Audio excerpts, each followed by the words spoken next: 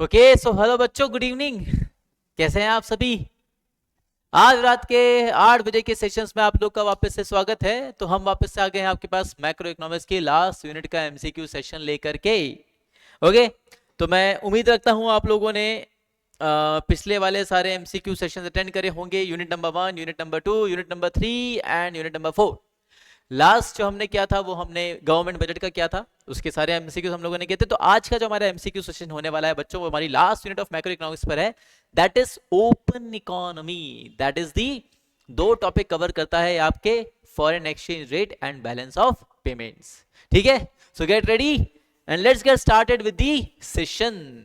चलिए, पहला क्वेश्चन आपकी स्क्रीन पर, balance of payments. Balance of payments of an economy records for a fiscal year. क्या क्या रिकॉर्ड करता है इनमें से?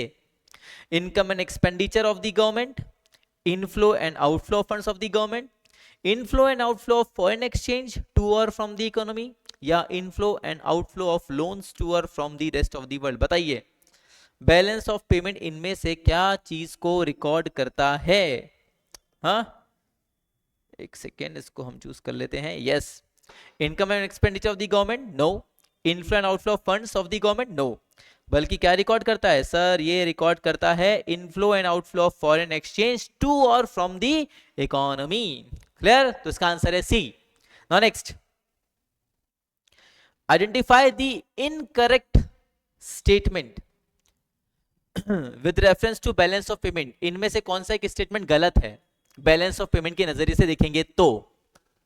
Current account records export and import of transaction of a nation, ये तो सही है, बिल्कुल correct, it records such transactions. दूसरा, export of machinery is recorded in capital account.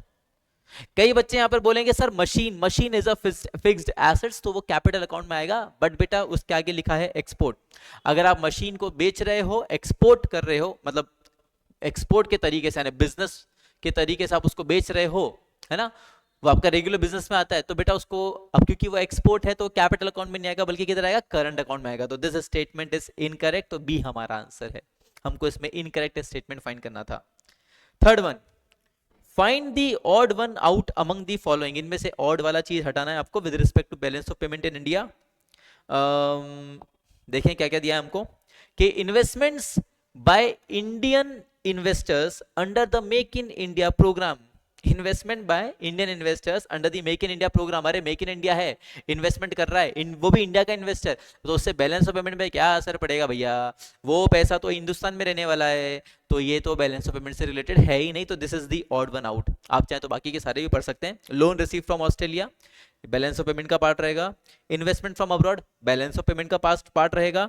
Purchase of machinery from abroad, ये भी बैलेंस ऑफ पेमेंट का part रहेगा। तो first option is the odd one out. Okay, now next, under the balance of payments structure of a nation, the two main categories of accounts for the classification of the transactions are current account and capital account. First and third, C answer है इसका। Done. Next, fifth one, current account of BOP records transaction relating to. Current account जो है balance of payment का, वो कौन से transaction relate करता है? Exchange of goods, exchange of services या यूनिलेटरल ट्रांसफर। तो करंट अकाउंट रिकॉर्ड करता है export import of goods and services and current transfer, सभी के सभी, all of these. Next, a company located in India receives a loan from a company located abroad. How is this transaction recorded in India's BOP? Loan आ रहा है, capital account में आएगा, loan आ रहा है, पैसा आ रहा है, तो क्रेडिट अकाउंट में जाएगा, तो credit side of capital account, credit side of capital account. Done. Next, Sakshi limited, N Indian company receives invest कर रही, रिसीव नहीं कर रही, invest in Kajal limited which is situated in Australia. This transaction is entered in India's BOP. तो भैया हम invest कर रहे हैं, वो भी आउट ऑफ इंडिया, ऑस्ट्रेलिया में जाकर इन्वेस्ट कर रहे हैं, तो डेबिटेड फ्रॉम कैपिटल अकाउंट, क्योंकि इन्वेस्टमेंट कर रहे हैं, हमारा एसेट्स बढ़ेगा, तो debit capital account, debit side of capital account. Clear? Now next, The World Bank has been extending loans to country X. ठीक है, वर्ल्ड बैंक जो है वो कंट्री X को लोन दे रहा है on favorable terms for infrastructure, poverty alleviation and rural development projects for 4 decades. Identify the reason for these loans to be listed as external assistance under the capital account of the BOP. तो आप बताओ किस कारण आप इसको external assistance में डाल रहे हैं. एक्चुअली क्या है ना, कैपिटल अकाउंट के अंदर जब आप जाते हो बच्चों, मैं आपको वो चीज यहाँ लिख के दिखाता हूँ, ठीक है, यहाँ समझना जो लिख रहा हूँ. कैपिटल अकाउंट में जब आप जाते हैं तो कैपिटल अकाउंट के अंदर आपके एक तो एसेट्स वाले ट्रांजेक्शन आते हैं और एक लाइबिलिटी वाले. तो लाइबिलिटी में जब आप जाते हैं ना तो उधर आपके पास दो ट्रांजेक्शन आते हैं. एक तो आती है मतलब बोरोइंग्स आती है. तो बोरोइंग्स है ना आपकी दो तरह की होती है. एक होता है एक्सटर्नल कमर्शियल बोरोइंग्स और एक होता है एक्सटर्नल असिस्टेंस. तो ये बोल रहा है यहाँ पर कि कंट्री एक्स जो है वो 4 डिकेड से जो है वर्ल्ड बैंक से लोन ले रही है for the development of infrastructure फलाना फलाना फलाना चीज. तो बोले उसको एक्सटर्नल असिस्टेंस क्यों मान रहे हैं, क्या रीजन है उसको एक्सटर्नल असिस्टेंस मानने का, उसको ईसीबी क्यों नहीं मान रहे. तो भाई साहब ईसीबी तब माना जाता है जब वो लोन लिया जाए रीपेमेंट करने के लिए और साथ साथ वो लोन लिया जाए for some specific commercial purposes. उसके एलिजिबल लेंडर्स होते हैं, उसके एलिजिबल बोरोस होते हैं. मैंने अपनी रेगुलर क्लास में बताया. एक्सटर्नल असिस्टेंस क्या है, ये एक तरह का बाहर से आपको एक बाहरी मदद मिल रहा है for the development of assets. तो ये एक तरीके की मदद है जो आपको वर्ल्ड बैंक से मिल रही है, तो इसलिए इसको एक्सटर्नल असिस्टेंस बोलेंगे. पर उसका रीजन क्या है वो अपन को यहाँ से पढ़ के आइडेंटिफाई करना है. ओके देखो, तो identify the reason for these loans to be listed as external assistance under the capital account of the BOP. क्यों लेंगे उसको, रीजंस देखें. पहला, the loan have been taken from an entity outside the country. ये कोई external assistance का reason है क्या, तो देखते हैं. The loans aims to improve the standard of living in the country. The loan have cross the 3 decade period. नहीं, ये तो घटिया सा रीजन है. The loan can be paid off over a loans longer period. बताओ इसमें से क्या एक आइटम है जिसकी वजह से आप उसको एक्सटर्नल असिस्टेंस मान रहे हैं. तो भाई इसका आंसर है हमारा बी. ये जो लोन दिया गया है ये दिया गया है to improve the standard of living in the country. समझ रहे हैं आप, तो इसलिए ये एक्सटर्नल असिस्टेंस की कैटेगरी में आ रहा है. ठीक है, ऐसा चीज. और वैसे अगर आप देखो, अगर कई लोग ऐसा बोलें कि सर अगर आपको ऑप्शन में ये नहीं मिलता आपके एग्जाम्स के अंदर तो आप इस वाले ऑप्शन के लिए भी आ सकते हो, क्योंकि एक्सटर्नल असिस्टेंस आप इसको इसलिए बोल रहे हैं क्योंकि ये लोन आपको मिल रहा है from an entity outside the country. But अभी right now the best answer is improve the standard of living of the country, इसलिए इसको assistance बोल रहे हैं, external assistance. Next, which of the following items is an invisible item in terms of balance of payment. इसको में से कौन सा invisible में आता है. export of food grain, no. import of crude oil, no. Actually goods का import export होता है ना, तो the movement can be seen while crossing the border. Invisibles are those items the movement of which can not be seen while crossing the border. Banking services provided in other countries, yes. So C is the answer, as these services cannot be seen with naked eyes. Which of the following will be debited in capital account. इनमें से क्या एक चीज capital account में से debit की जाएगी. ठीक है, बीओपी के वो भी. N Indian women buying a Chinese company, क्या ये डेबिट किया जाएगा. बिल्कुल किया जा सकता है. An Indian women sending remittances home from the UK, no. UK से जो है रेमिटेंसेस भेजी वो भी इंडिया में है, तो क्रेडिट में आएगा भाई, पैसा इंडिया में आ रहा है. An American company buying shares of an Indian company, अगर अमेरिकन कंपनी इंडियन कंपनी के शेयर्स खरीदी तो इसमें भी पैसा आएगा, क्रेडिट में जाएगा. An American company selling mobile phones to Indian consumers, अगर मोबाइल फोन बेच रही है तो पहली बात तो डेबिट में तो जाएगा, परंतु ये क्या है ना कैपिटल अकाउंट में जाएगा, करंट अकाउंट में जाएगा. तो and Indian women buying a Chinese company, उसका आपका एसेट्स क्रिएट हो रहा है, कैपिटल में जा रहा है, पैसा खर्च हो रहा है, डेबिट में जाएगा. तो इसका आंसर है A. Now 11th, deficit in balance of payment refer to the excess of what. Deficit in balance of payment refers to the excess of what. तो excess of outflows over inflows. Current account payments over current account receipts, capital account payments over capital account receipts, autonomous payments over autonomous receipts या accommodating. तो it is the autonomous payments over autonomous receipts. अगर आपने पढ़ा है chapter आपको पता रहेगा दो तरह के ट्रांजेक्शन होते हैं, autonomous and accommodating. Autonomous transactions they are responsible for the excess और surplus balance of BOP. Clear. तो autonomous payments when they are in excess of the autonomous receipts it creates deficits in the BOP. Okay, now next, exports and imports of which of the following item will be a component of balance of trade. balance of trade किस में निकालते हैं बच्चों, current account में. तो banking का जाएगा कि शिपिंग का जाएगा कि मर्चेंडिस का जाएगा कि इंश्योरेंस का जाएगा. तो इट इज ऑफ मर्चेंडिस. ठीक है। बैलेंस ऑफ ट्रेड, इसको मर्चेंटाइल बैलेंस भी बोलते हैं, है ना, ट्रेड बैलेंस भी बोलते हैं, तो it is the merchandise. Okay, ध्यान रखना बच्चों, बैलेंस ऑफ ट्रेड जब आप निकालते हो, बीओटी जब आप निकालते हो, तो यहाँ पे आपके केवल क्या लेते हो, एक्सपोर्ट और इंपोर्ट लेते हैं, किसका, गुड्स का, सर्विसेज को यहाँ पे नहीं लेते हैं।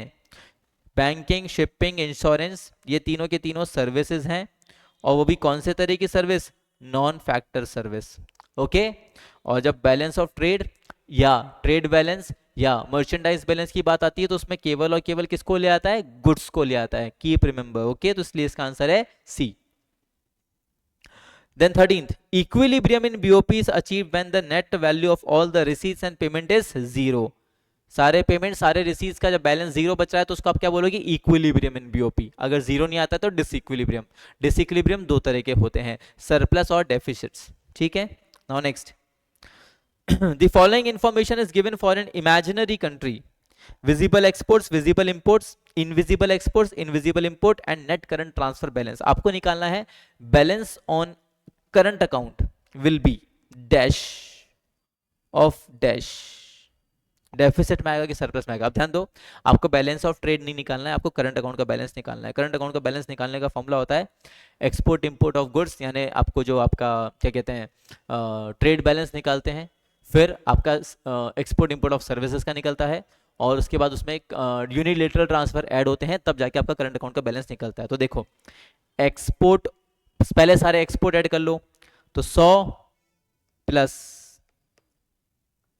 Export of invisible 70 plus current transfer, तो ये करंट ट्रांसफर आए हैं, पॉजिटिव है ना, मतलब आए हैं, तो इनको ऐड कर लिया, तो 185 माइनस, अब इंपोर्ट्स, विजिबल इंपोर्ट्स है 150 और इनविजिबल इंपोर्ट है 30, तो 150 प्लस 30 दैट इज 180, तो हमारे पास सरप्लस बच रहा है 5 रुपए का, यानी B is the answer.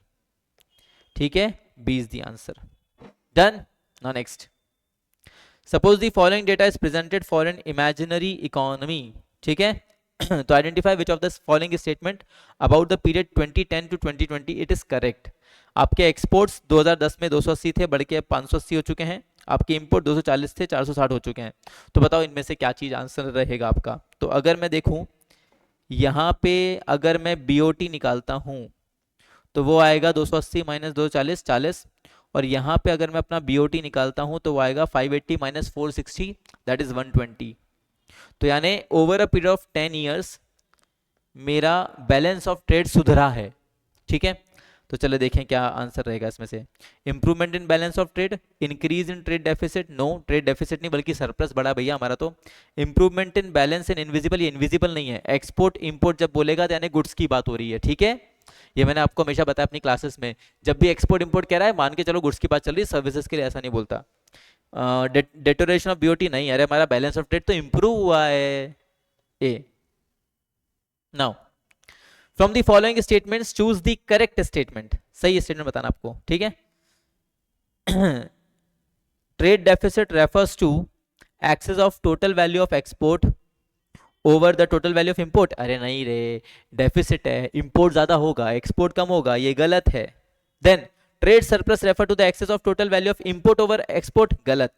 Current account deficit in a nation occurs when the foreign exchange receipts in current account fall short of foreign exchange payments in current account, हाँ ये सही है।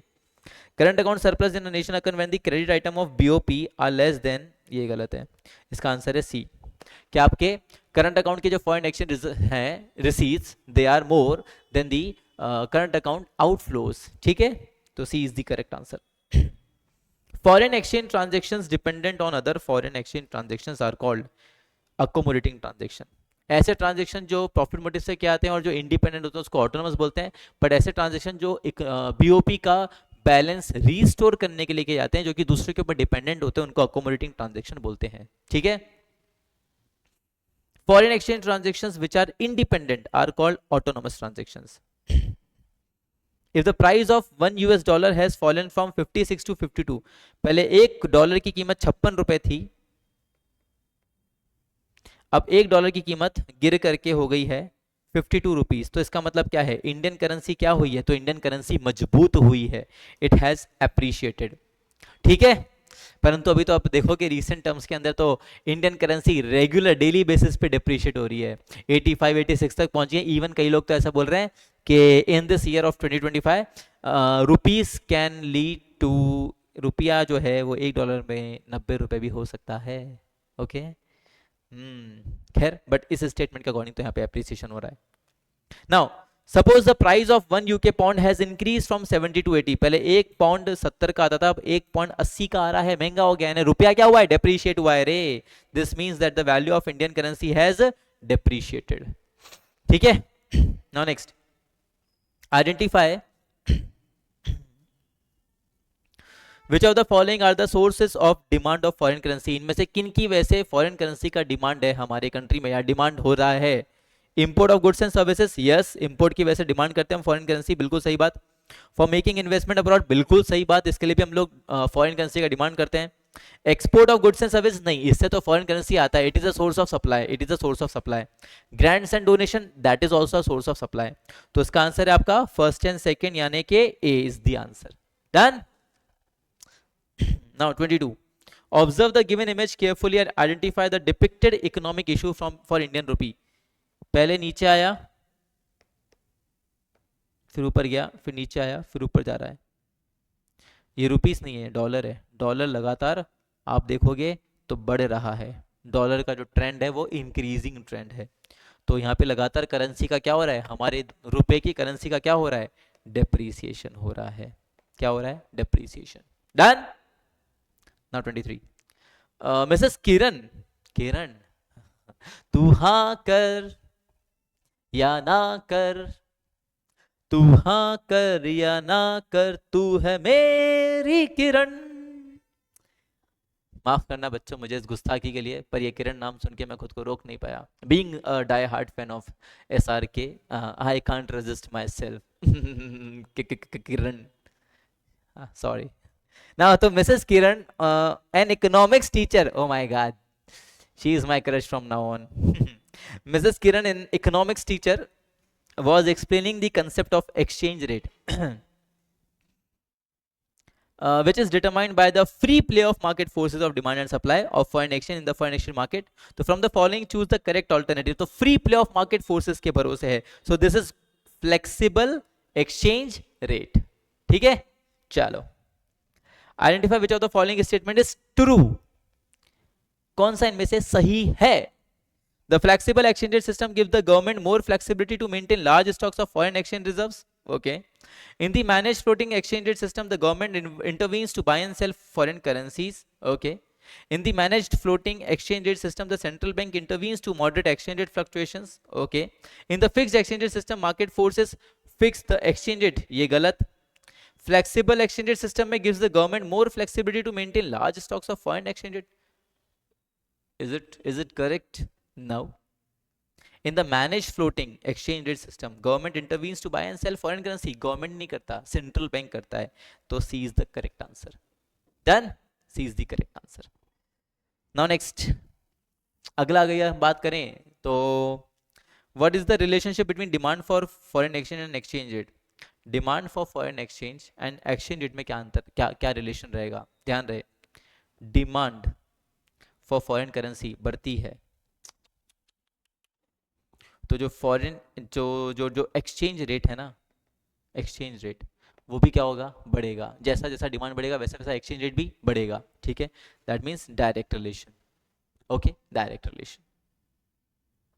The exchange rate at which demand for foreign currency becomes equals to its supply, it is called equal rate of exchange, unequal या equilibrium, it is called equilibrium rate of exchange. Clear?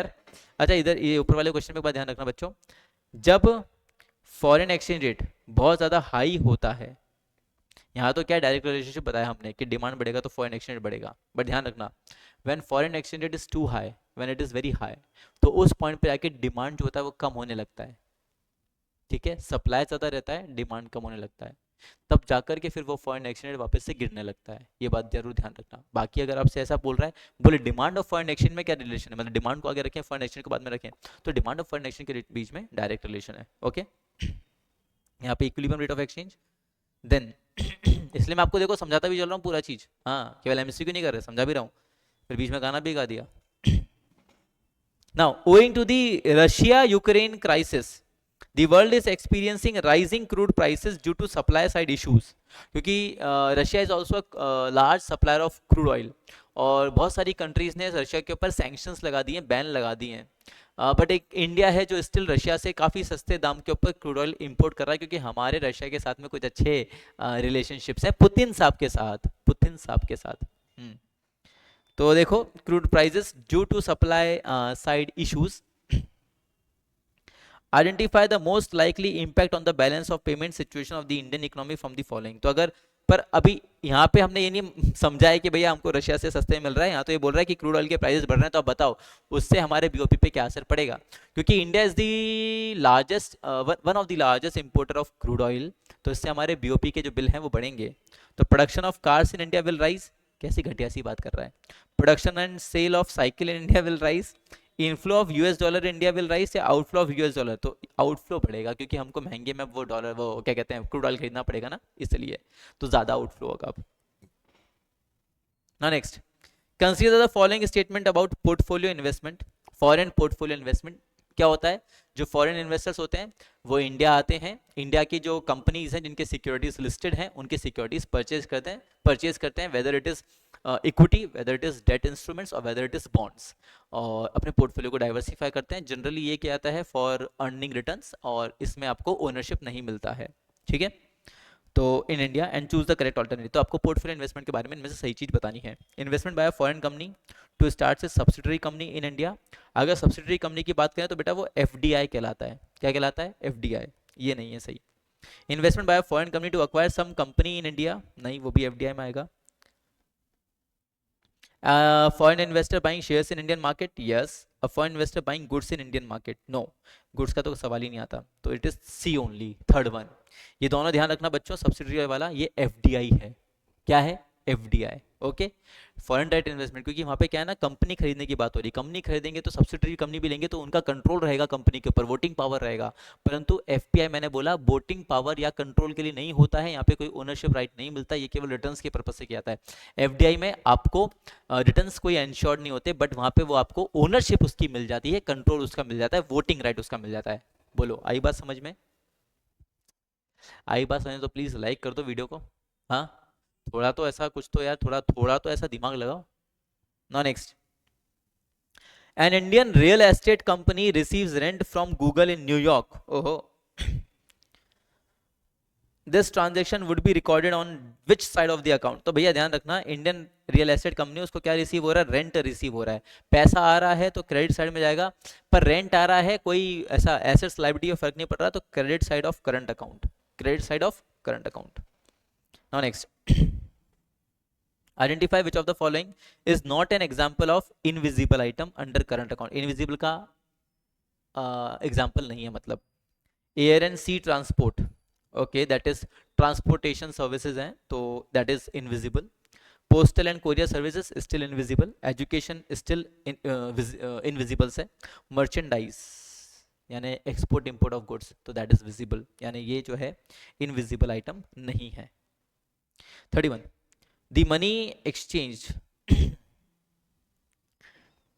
the money exchange in which of the following situation will not be considered as invisible item under BOP। ये इनमें से क्या चीज invisible में नहीं आएगी? An Indian flying to US for his medical treatment, okay, invisible है। Oil India limited purchasing crude oil from Iraq, crude oil या ना गुड्स है, गुड्स आया तो विजिबल है, यानी ये, ठीक है। बाकी रेमिटेंसेस, टीसीएस, ये सारे के सारे आपके इनविजिबल्स हैं। An Indian company located in India invest in a company located abroad. This transaction is entered. हमने इन्वेस्ट किया तो कैपिटल अकाउंट में जाएगा, हमने पैसा खर्च किया तो debit side of the capital account, ठीक है। From the following which of the items would appear on the credit side of capital account. में से क्या एक चीज क्रेडिट में जाएगी कैपिटल अकाउंट? कैपिटल अकाउंट है तो या तो एसेट्स लाइबिलिटीज पैसा आ रहा होगा, और क्योंकि क्रेडिट साइड बोल रहा है तो पैसा आ रहा होगा, या तो बोरिंग्स होगी या फिर फॉरेन इन्वेस्टमेंट आ रहा होगा। एजुकेशन, कंसल्टेशन, हट, borrowing from rest of the world, liability आई, पैसा आया, कैपिटल अकाउंट, ठीक है। यूनिलेटरल ट्रांसफर आ रहा part of current account. Sir कुछ बच्चे बोलेंगे बैलेंस ऑफ ट्रेड क्यों नहीं? बैलेंस ऑफ ट्रेड में केवल गुड्स का एक्सपोर्ट इंपोर्ट आता है, केवल गुड्स का एक्सपोर्ट इंपोर्ट आता है। If balance of trade of a nation shows a deficit of 300, deficit आ रहा है भैया बीओटी में 300 का, बीओटी आ रहा है तुम्हारा माइनस का 300, the value of export is 400, तो 400 एक्सपोर्ट माइनस इंपोर्ट आ रहा है माइनस 300, जिसमें से एक्सपोर्ट से तुम्हारा 400 का तुमको, और ट्रांसफर्स पेमेंट्स भी दे रखा है भाई। ट्रांसफर पेमेंट से तो हमारा कोई मतलब नहीं, क्योंकि transfer payments balance of trade में नहीं आएगी, वो करंट अकाउंट के बैलेंस में जाती है। आपको क्या निकालना है, इंपोर्ट का वैल्यू निकालना है, एम का वैल्यू निकालना है, ठीक है। सो माइनस एम को उधर ले जाओ, माइनस 300 को उधर ले जाओ, 400 प्लस 300 इक्वल्स टू एम यानी 700, तो 700 इज द इंपोर्ट, ठीक है। ट्रांसफर पेमेंट क्यों नहीं लिया, क्योंकि बैलेंस ऑफ ट्रेड मैंने बताया केवल गुड्स का एक्सपोर्ट इंपोर्ट आता है, और जो ट्रांसफर पेमेंट्स होती हैं बेटा वो आपके करंट अकाउंट बैलेंस निकालते हैं तब उसको लिया जाता है अलोंग विद इनविजिबल, ठीक है। Now which of the following is incorrect about autonomous item. Autonomous में इंक्लूड आते हैं current account, capital account, yes it is correct. Independent होता है बीओपी में, हाँ। अबव द लाइन ट्रांजैक्शन बोलते हैं, हाँ। Helping in balancing the BOP, नहीं, वो तो अकोमोडेटिंग ट्रांजैक्शन का काम है, तो D is incorrect. Done. Now all currencies other than the domestic currency of a country are called foreign exchange, क्या बोलते हैं, foreign exchange बोलते हैं, foreign exchange only, D। exchange rate मत बोलना, rate is something different, foreign aid is something different, foreign exchange बोलेंगे उसको, okay। Next forex भी बोलते हैं कई लोग उसको, इफ यू रिमेंबर। अच्छा एक और चीज मैं बोल रहा था, इन एमसीक्यूज को आप देखते चल रहे हैं ना बच्चों, देखते चलो, अरे इट विल हेल्प, तुमको बहुत मदद करेगा ये एमसीक्यूज। जैसे अपन आंसर करते तो अपन को एग्जाम में कई बार क्या कंफ्यूजन होता है कि यार ये है कि नहीं है, तो आपको इस तरह के डिसीजन लेने में मदद करेगा। आप लोग ये सीखोगे कि किस तरह से हम एमसीक्यू सॉल्व करें ना, तो आपको एग्जाम में भी एमसीक्यूज करने में बहुत आसानी रहेगा। तो ये सेशन जरूर अटेंड करें, और क्योंकि आज ये आखिरी सेशन है मैक्रो का एमसीक्यू का, मैंने आपको कहा था कि इसके बाद हम लोग अब जो सेशंस करने वाले हैं आप लोग के साथ में वो होंगे असर्शन रीजनिंग वाले। तो काफी बच्चे असर्शन रीजन या स्टेटमेंट वाले जो क्वेश्चन होते हैं गलत करते हैं बच्चों, तो अपन अगले में वही करने वाले हैं, तो वो तो बड़ा ही इंपॉर्टेंट रहेगा, तो डू अटेंड देम। हाँ, now the exchange rate determined by the free play of market forces is called flexible exchange rate, ठीक है। मैनेज फ्लोटिंग में फिर वो क्या कहते हैं, आप बोलते हैं कि बोले वो जो है आरबीआई का इंटरवेंशन आता है, तो वो इसमें बोला नहीं ना, इसलिए हमने उसको नहीं लिया है, ठीक है। Now, which exchange rate is officially declared by the government? Government किसको डिस्क्राइब करती है, तो fixed exchange rate. Increase in foreign exchange reserve is done to cover, अगर आपके फॉरेन एक्सचेंज रिजर्व आप बढ़ा रहे हो तो क्यों बढ़ा रहे हो, ताकि ये बाद में इंपोर्ट करें तो भैया वहां काम आ जाए, है ना। Surplus in BOP due to autonomous transaction, increase in foreign exchange reserve is done to cover, okay. surplus in BOP due to autonomous transaction, deficit in BOP due to accommodating transaction, yes भैया आपके foreign exchange reserve आपने बढ़ा रखे हैं, तो आपके जो deficits आता है बीओपी में उसको आप अकोमोडेटिंग ट्रांजैक्शन के थ्रू सही करते हो, ऑफिशियल रिजर्व अकाउंट के थ्रू। तो जब आपकी डेफिशिएंसी होती है तो आप क्या करते हो, आरबीआई के ऑफिशियल रिजर्व से पैसा निकालते हो और उन तरह की डेफिशिएंसीज को क्योर करते हो, ठीक है। तो इसका आंसर है डेफिसिट्स इन बीओपी, जो कि आया है ड्यू टू अकोमोडेटिंग आइटम्स, ठीक है।